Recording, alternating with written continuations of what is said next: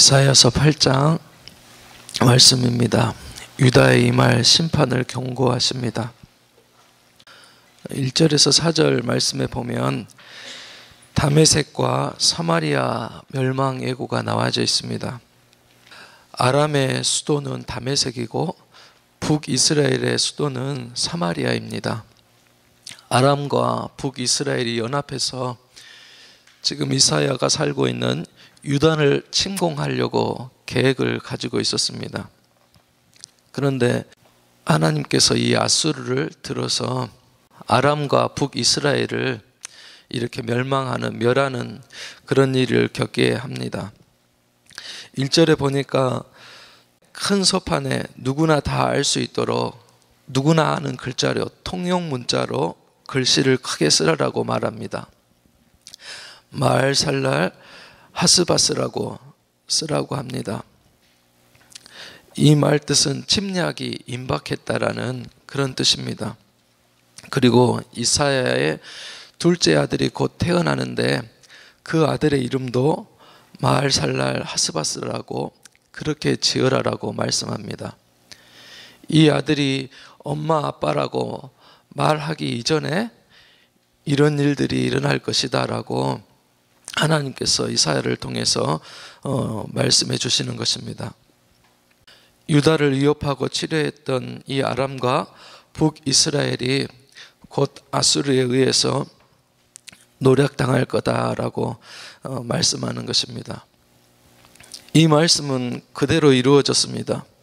하나님은 여러 가지 방법으로 우리에게 메시지를 주십니다. 그 중에서 우리가 제일 확실하게 붙들어야 될 것이 바로 말씀입니다. 나는 무엇을 기준 삼고 살아갑니까? 세상 살면서 내게 시급한 문제입니까? 날씨나 뉴스나 사람들의 말입니까? 우리는 무엇보다도 하나님의 말씀을 붙들고 의지해야 되고 그 말씀이 힘이 되고 능력이 될 수 있기를 바랍니다. 집사람이 아팠어요. 좀 피곤하면 이석증이 와요. 어지러워서 눈만 뜨면 막 이렇게 도는 거예요. 그러면 이제 저희는 기본적으로 하는 요법이 있어요. 오른쪽이 어지러우면 오른쪽으로 45도, 30초 있다가 왼쪽으로 90도, 그리고 30초 있다가 땅을 이렇게 바라보면서 130도 이렇게 틀어내면 이석증이라는 것은 세방고리에 있는 돌들이, 작은 돌들이 있어요. 그것이 우리 사람들의 균형을 유지해주는 그런 역할을 하는데 피곤하면 그것이 그 밖으로 작은 돌가루들이 흘러나와서 이렇게 균형을 잡는 그런 기능을 마비시키는 거예요. 그러면 사람이 가만히 서 있어도 눈알이 뱅글뱅글 돌면서 이렇게 세상이 막 돌아요. 어지러워서 못 견디죠. 그런데 오른쪽이 이렇게 어지러우면 오른쪽 방향은 머리를 대고 누우면 이렇게 어지럽지 않아요. 그래서 이제 집사람이 안 좋았어요. 제가 집에서 의지할 수 있는 사람이 누구겠어요? 이제 교회에 나오면 큰아들이겠죠. 둘째 아들이겠죠. 다 전화를 해가지고 너네 아빠가 옆에 없으니까 아빠 대신해서 엄마 도와서 피곤하지 않도록 해야 된다. 그랬더니 이놈 둘이가 제가 나가자마자 같이 나왔어요. 놀러 간 거죠. 그래가지고 이제 들어와가지고 불러다 놓고 얘기했어요. 너네 엄마 병원에 입원하는 순간 너네 다 고아원에 갈 줄 알아 하고 겁을 잔뜩 줘놨어요. 그리고 이제 토요일이 됐어요. 일하고 사무실에 출근해서 일하고 또 전화로 점검을 했어요. 그래도 걱정이 되니까 누구한테 도와달라고 말할 사람이 없잖아요. 해남에 살고 있는 여동생한테 전화를 했어요. 빨리 올라와서 좀 도와주라. 내가 누구한테 부탁할 사람이 없다. 그래놓고 전화를 끊고 집사람한테 여보 걱정하지 마. 내가 도와줄 사람한테 전화했어. 누구냐고 물어보니까 동생 오라 그랬어. 그랬더니 더 불편하고 그 집 애들까지 오면 나는 더 힘들다라고 빨리 취소하라고 그러는 거예요. 그래서 이제 다시 전화해서 안 와도 된다라고 이제 그렇게 말해놨어요. 오늘은 괜찮아졌어요. 그래서 조금씩 좋아져서 제가 이렇게 애들 앉혀놓고 엄마 앞에서 겁을 잔뜩 줬더니 저한테 그러는 거예요. 섭섭하고 서운하다고. 나는 눕지도 못하고 아프지도 못하겠다고 나를 이렇게 협박하냐고 그러더라고요. 목사님이 이제 사정을 들으시고 자네 기도해야 되겠네. 신유의 은사를 달라고 기도를 하게 라고 말씀하시더라고요. 그런 일들이 있으면 얼른 하나님 앞에 기도하고 해야 되는데 당장 눈에 잡히는 것들, 뭐 아들이 뭔 생각이 있겠어요. 9살짜리 7살짜리들이 그네들 의지하고 또 해남에 있는 동생한테 전화해서 와달라고 그래지더라고요. 한편으로는 내가 왜 더 기도하지 못하고 목사님 말씀대로 권위를 가지고 고쳐달라고 하나님 앞에 더 매달리지 못했을까라는 그런 후회가 들었어요. 오늘 말씀에 어떤 내용이냐면 유다의 왕이 이제 아람 연합군과 북이스라엘이 쳐들어온다라고 소문을 들었어요. 그러고 두려워하고 있는 그 찰나에 하나님께서 이사야를 보내시는 거예요. 그래서 걱정하지 말아라고 말씀하는데 열왕기 하에 말씀의 16장 6절 이하에 보면 유다 왕은 이미 벌써 아수르라는 그때 당시에 강대국에게 사람을 보내서 우리가 이제 북이스라엘과 아람이 우리를 쳐들어오게 됐으니까 나를 빨리 도와달라고 그렇게 말해놓고 있는 상황이었어요. 그래놓고 이사야가 와서 두려워하지 말고 걱정하지 마십시오. 하나님의 말씀을 가져왔습니다라고 말할 때 아람 왕은 두려워하면서도 의지하는 것이 있었어요.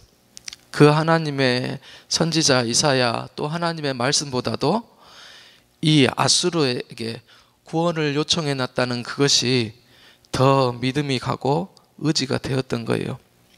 하나님께서 그것을 가지고 지적하시면서 책망하는 것이 바로 5절에서 8절 말씀입니다. 실로아 물을 버리고 더 창이라고 큰 물인 아수르를 의지했다는 것입니다. 하나님을 의지하지 않고 아수르를 의지하고 하고 있는 이 유다를 오히려 하나님께서는 아수르를 통해서 또 유다까지 치도록 그렇게 하시는 것을 말씀을 통해서 볼 수가 있습니다. 그러면서도 8절에 임마누엘의 약속의 말씀을 주시죠. 임마누엘이란 뜻은 우리가 잘 알듯이 하나님이 함께 하신다라는 그런 뜻입니다. 8절 하반절에 보면 임마누엘이여 그가 펴는 날개가 내 땅에 가득하리라 라고 말씀하십니다. 그래도 하나님께서는 믿음 지키며 남는 자를 보호하시고 지켜줄 거라는 그런 약속의 말씀이십니다. 또 9절에서 10절에 다시 말씀으로 이 유다를 깨우치십니다. 생명이 없는 자, 패망할 민족, 멸망할 사람을 의지하지 말고 그들이 당장 힘있어 보이는 것 같아도 하나님은 이길 수 없다. 끝내 망하고 말 것이다 라고 말씀하는 것입니다. 그리고 11절에 그러죠. 하나님 백성아 두려워 마라. 하나님은 피난처가 되신다. 두려워하지 마라. 진짜 두려워할 것은 사람이 아니고 만군의 하나님 여호와시다 라고 말씀하시는 것입니다. 그리고 그때 많은 사람들이 불신하고 신앙이 넘어질 것이다. 그럴 때일수록 더 하나님을 붙들고 그 안에서 소망을 가지라 라고 말씀하는 것입니다. 그러면서 또 약속의 말씀을 주십니다. 14절에 보니까 그가 송소가 되시리라. 거룩한 피난처, 영혼의 안식처, 피난처가 되어주신다라고 말씀합니다. 어려움이 있고 세상이 요동해도 어떤 일이 있어도 변함없이 우리 믿음의 사람들은 주님 은혜 안에 있어야 된다는 것입니다. 주님을 바라보아야 된다는 말씀입니다. 16절에 보면 하나님의 심판이 나옵니다. 말씀을 봉하라라고 말씀하죠. 지금은 전시 상황이에요. 비참한 환경이에요. 전쟁의 소문 때문에 어수선한 그런 상황입니다. 그래서 신접한 자나 마술사에게 가서 자기들의 미래를 묻고 다니는 그런 현실입니다.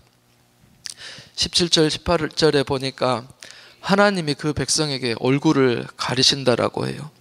그래도 하나님 백성은 끝까지 하나님을 바라봐야 한다라고 말씀합니다. 그렇게 해서 마지막까지 믿음 지키는 자, 남는 자, 바로 그가 여호와를 기다리며 바라보는 이 사람들을 데리고 쓰신다라고 말씀하십니다. 우리는 삶에 어려움이 있을수록 더 기도하고 주님의 은혜를 사모하고 그 어려울 때 더 귀하게 쓰임받는 믿음의 사람들이 될 수 있기를 바랍니다. 19절은 또 사람들이 주절주절 말합니다. 별별 소리를 다 해요. 뭘 봤다고, 뭘 들었다고. 그래도 그런 사람들의 소리에 흔들리지 말라라고 말씀합니다. 20절에 증거의 말씀, 예언의 말씀만 따라가라라고 말씀합니다. 바로 이 말씀을 따라 살아가는 것은 아침 빛을 맞는 것과 같다라고 말씀합니다. 어둠이 져서 밤이 되면 새벽 미명에 이르기까지 어둠에 깔려 있습니다. 아침 빛이 들면 새벽 해가 돋으면 어둠은 그냥 사라져버리고 물러가는 것이죠. 이렇게 아침 빛 같은 그런 말씀을 붙들고 우리가 삶을 살아가야 한다라고 말씀하시는 것입니다. 그것이 없으면 어쩝니까? 말씀대로 헤맵니다. 불안하고 혼동이 옵니다. 아침 빛과 같은 이런 하나님의 말씀 오늘도 품고 기도할 수 있기를 바랍니다. 내가 겪고 있는 어려운 문제를 향해서 화살기도라고 하죠. 하나님 앞에 닿도록 표적을 가지고 목적을 가지고 기도하는 거예요. 그냥 왔다가 앉았다 가는 것이 아니라 하나님 앞에 구체적인 기도 제목을 가지고 기도하는 것을 말하죠. 오늘 말씀처럼 8절에 임마누엘이여 그가 펴는 날개가 내 땅에 가득하리라. 또 12절에 그들이 두려워하는 것을 너희는 두려워하지 말고 놀라지 말라. 14절에 그가 송소가 되시리라. 17절에 그 얼굴을 가리실지라도 나는 여호와를 기다리며 바라보리라.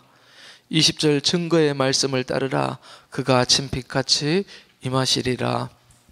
오늘 또 새벽에 주시는 말씀을 붙들고 오늘 하루도 하나님 앞에 기도할 때 하나님께서 위로하여 주시고 임재하여 주시고 만나 주시어서 힘을 얻고 또 위로받고 소망 얻는 귀한 새벽의 시간이 될 수 있기를 주님의 이름으로 축복합니다. 기도하시겠습니다.